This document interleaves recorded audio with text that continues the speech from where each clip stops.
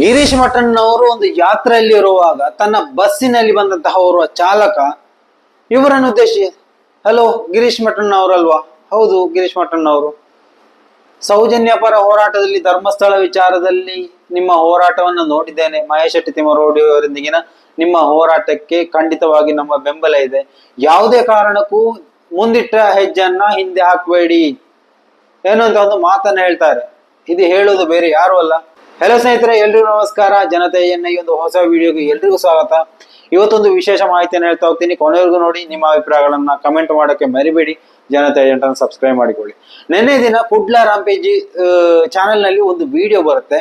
ಅಚಾನಕ್ ಆಗಿ ಅಜಯ್ ಅಂಚನ್ ಅವರು ಮತ್ತು ಗಿರೀಶ್ ಮಠನ್ ಅವರು ಮಾತಾಡುವಂತಹ ಒಂದು ಸನ್ನಿವೇಶ ಯೂಟ್ಯೂಬ್ ಅಲ್ಲಿ ನೋಡಿದೆ. ಸೊ ಅದರಿಂದಾಗಿ ಸ್ವಲ್ಪ ಕ್ಯೂರಿಯಾಸಿಟಿಯಿಂದ ಆ ಒಂದು ವಿಡಿಯೋನ ಕೊನೆಯವರೆಗೂ ನೋಡಿದೆ.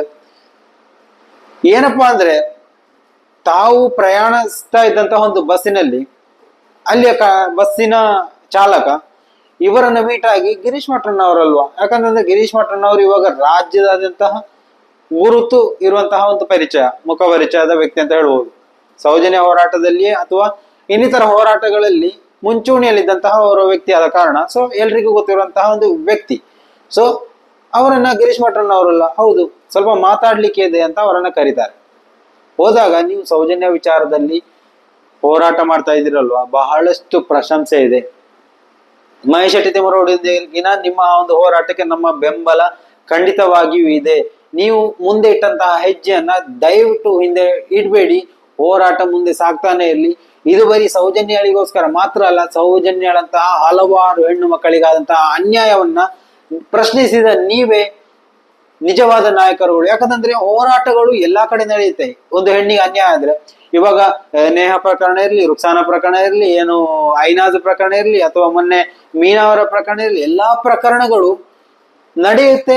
ಮರುದಿನ ಹೋರಾಟ ನಡೆಯುತ್ತೆ, ಮರುದಿನ ಅರೆಸ್ಟ್ ಆಗುತ್ತೆ, ಮತ್ತೆ ಅದು ಶಾಂತ ಆಗುತ್ತೆ. ಆದ್ರೆ ಅದರ ಹಿನ್ನೆಲೆಯನ್ನ ಪರಿಶೋಧಿಸ್ಲಿಕ್ಕೆ ಯಾರು ಹೋಗಲ್ಲ. ನಡೀತಾ ಇರುತ್ತೆ, ಓಕೆ ಅದು ಏನೋ ಅಚಾನಕ್ ಆಗಿ ನಡೀತು ಅಂತ. ಆದ್ರೆ ನಿರಂತರವಾಗಿ ಒಂದು 30-35 ವರ್ಷಗಳಿಂದ ಇಂತಹ ಅನಾಹುತಗಳು ಒಂದು ಕಡೆಯಲ್ಲಿ ನಡೀತಾನೆ ಇದೆ ಅಂದ್ರೆ, 300-400 ಕೊಲೆ ಅಥವಾ ಅತ್ಯಾಚಾರ ಅಥವಾ ಮಿಸ್ಸಿಂಗ್ ಕೇಸ್ಗಳು ಬರ್ತಾನೆ ಇದೆ ಅಂದ್ರೆ, ಅಲ್ಲಿ ಹೋರಾಟಗಳು ಅಲ್ಲ, ಅಲ್ಲಿ ನಿಜವಾಗಿ ನಡಿಬೇಕಾದ್ದು ನೈಜವಾದಂತಹ ಒಂದು ಸಂಗತಿ ಏನೋ ತನಿಖೆ ಆಗಿತ್ತು. ಸೊ ಅದು ನಡೀಲಿಲ್ಲ. ಕೊನೆಯದಾಗಿ ಬಲಿಯಾಗಿದ್ದು ಅಂದ್ರೆ ಈ ಒಂದು ಸೌಜನ್ಯ ಅನ್ನುವಂತಹ ಒಂದು ಹೆಣ್ಣು ಮಗಳು. ಸೊ ಅದಕ್ಕಾಗಿ ಏನ್ ಮಾಡಿದ್ರು, ಮಹೇಶ್ ಶೆಟ್ಟಿ ತಿಮ್ಮರೋಡಿ ಅವರ ನೇತೃತ್ವದಲ್ಲಿ ನಿರಂತರವಾಗಿ 12 ವರ್ಷಗಳ ಕಾಲ ಹೋರಾಟ ನಡೀತು. ಏನು ಬಿಜೆಪಿಯಲ್ಲಿ ಪ್ರಮುಖರಾಗಿದ್ದಂತಹ ಮಹೇಶ್ ಶೆಟ್ಟಿ ತಿಮ್ಮರೋಡಿ ಅವರು 2018ರ ನಂತರ ಬಿಜೆಪಿಗೆ ಮುಖ ತಿರುಗಿಸೋಕೆ ಕಾರಣನೂ ಇದೆ. ಯಾಕಂತಂದ್ರೆ ಸ್ವಂತ ಧರ್ಮದಲ್ಲಿ ಹೆಣ್ಣಿಗೆ ಅನ್ಯಾಯ ಆಗ್ತಾ ಇರುವಾಗ, ಸ್ವಧರ್ಮೀಯರಿಂದಲೇ ಹೆಣ್ಣಿಗೆ ಅನ್ಯಾಯ ಆಗ್ತಾ ಇರುವಾಗ ಅದನ್ನು ಪ್ರಶ್ನಿಸ್ಲಿಕ್ಕೆ ಬಿಜೆಪಿ ನಾಯಕರಿಂದ ಸಾಧ್ಯ ಆಗ್ತಾ ಇಲ್ಲ ಎನ್ನುವಂತಹ ಒಂದೇ ಒಂದು ಕಾರಣದಿಂದಾಗಿ ಆಗಿರ್ಬೇಕು ಮಹೇಶ್ ಶೆಟ್ಟಿ ತಿಮ್ಮರೋಡಿ ಅವರು ಬಿಜೆಪಿಯೊಂದಿಗಿನ ಒಡನಾಟವನ್ನ ದೂರ ಮಾಡಿದ್ದು ಅನ್ಸುತ್ತೆ. ಏನೇ ಇರಲಿ, ಪಕ್ಷದ ವಿಚಾರ ಹಾಗೆ ಹೋಗ್ಲಿ. ಹೆಣ್ಣಿನ ವಿಚಾರಕ್ಕೆ ಬಂದಾಗ ಈ ಒಂದು ಹೋರಾಟವು ಬೇಕಿದ್ದೆ. ಯಾಕಂದ್ರೆ ರಾಜ್ಯದಲ್ಲಿ ಹೆಣ್ಣಿನ ವಿರುದ್ಧವಾಗಿ ಇಷ್ಟೊಂದು ಲಾಂಗ್ ಟರ್ಮ್ ಹೋರಾಟ ಅಂತ, ಪ್ರೊಟೆಸ್ಟ್ ಅಂತ ನಡೆದಿದ್ರೆ ಇದು ಸೌಜನ್ಯ ಪ್ರಕರಣದಲ್ಲಿ ಮಾತ್ರ. ಅದು ಈ ಒಂದು ಧರ್ಮಸ್ಥಳದಲ್ಲಿ ನಡೀತಾ ಇರುವಂತಹ ಇಷ್ಟೊಂದು ಅನಾಚಾರಗಳಿಗೆ ವಿರುದ್ಧವಾಗಿ ಈ ಒಂದು ಪ್ರಕರಣವನ್ನ ಮತ್ತೆ ಮರು ತನಿಖೆ ನಡೆಸಬೇಕು ಅನ್ನುವಂತಹ ಒಂದು ಈ ಹೋರಾಟಕ್ಕೆ ಎಲ್ಲರೊಂದಿಗೆ ನೀವು ಎಲ್ಲರೂ ಕೈ ಜೋಡಿಸುವ.